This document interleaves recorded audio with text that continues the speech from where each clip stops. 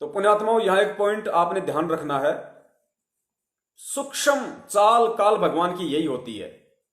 हम में से काफी भगत ये सोचते हैं कि अर्जुन सरजुन उनके कहने पे गणिका माई के घर पे गए, फिर वहां उन्होंने जो क्रियाकलाप देखा, गुरुजी को वहां बैठा पाया, फिर उन्होंने गुरुजी से कहा कि गुरुजी आपने यहां नहीं बैठना चाहिए था।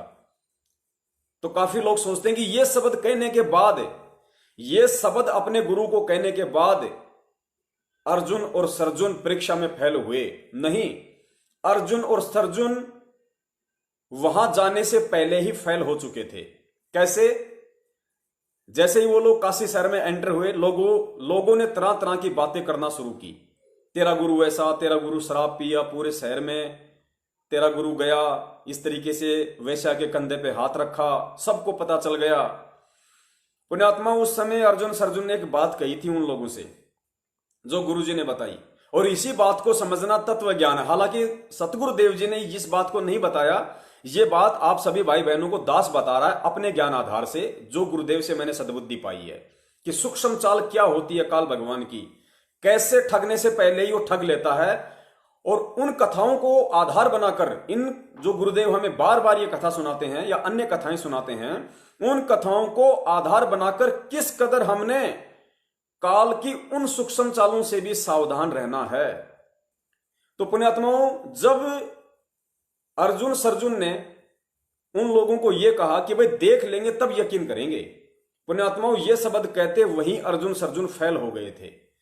क्योंकि उन्होंने ये कहा कि देख लेंगे तब यकीन करेंगे, इसका मतलब उनको विश्वास था कि गुरुजी ऐसा कर सकते हैं, इसलिए उन्होंने कहा कि देख लेंगे तो यकीन करेंगे। मतलब उनको अपने मन में कहीं ना कहीं ये खोट था, अपने गुरु पर अविश्वास था कि हो सकता है गुरुजी ऐसा भी कर सकते हैं, और जब हम ऐसा कर्म देख लेंगे तो हम मान लेंगे कि वास्तव में हमारे गुरुजी गलत हैं। तो अर्जुन और सर्जुन उसी समय परमेश्वर के मार्ग से डगमग हो चुके थे, परमेश्वर की शरण से दूर हो चुके थे, और यही काल भगवान की सूक्ष्म चाल होती है।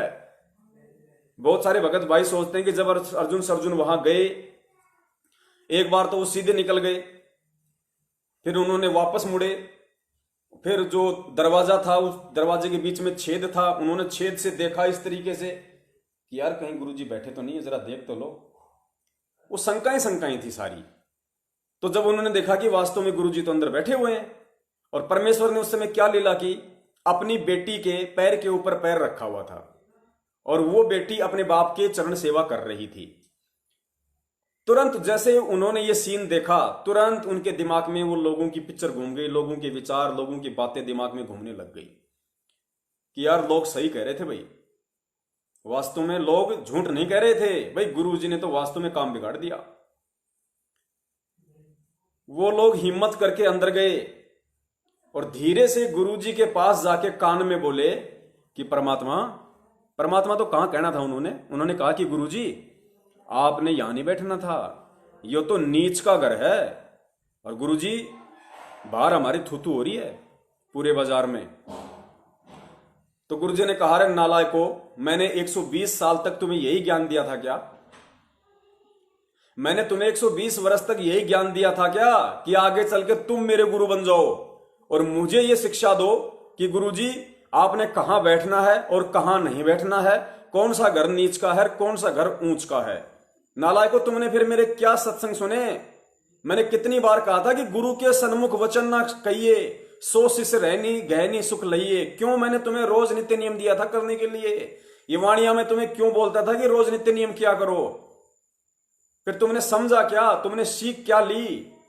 मैंने कितनी बार कहा था कि गुरु की कथनी पे चलना चाहिए, यानी गुरु जो सत्संग कर रहा है, गुरु जो आदेश दे रहा है, वो होती है गुरु जी की कथनी, कि तुम्हें गुरु जी की कथनी पे चलना चाहिए, गुरु की करनी को नहीं देखना चाहिए कि गुरु क्या कार्य कर रहा है, गुरु शराब पी रहा है, गुरु क्या कर रहा है, उस चीज को नहीं देखना चाहिए।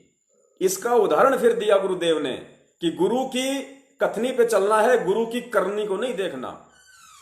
शेख फरीद का उदाहरण दिया गुरुदेव ने कि शेख फरीद का जो गुरु था वो हुक्का पीता था, लेकिन शिष्यों को पीने का आदेश नहीं देता था, और शेख फरीद उसका 1 नंबर का शिष्य था, जबकि उसका गुरु हुक्का पीता था।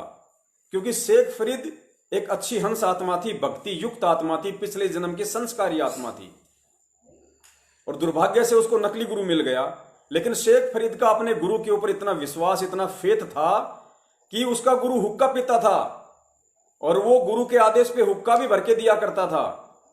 लेकिन कभी भी उसके मन में ये शंका, ये सवाल इतना सा भी पैदा नहीं हुआ कि गुरुजी हुक्का क्यों पीते हैं, जबकि भक्ति में तो हुक्का पीना नहीं चाहिए। कभी उसने शंका नहीं की अपने गुरु के ऊपर। वो शिष्य होते हैं परमात्मा के, वो पार होते हैं, इतिहास में उनका नाम हुआ करता है। समझने वाले समझ गए हैं, ना समझे वो अनाड़ी है।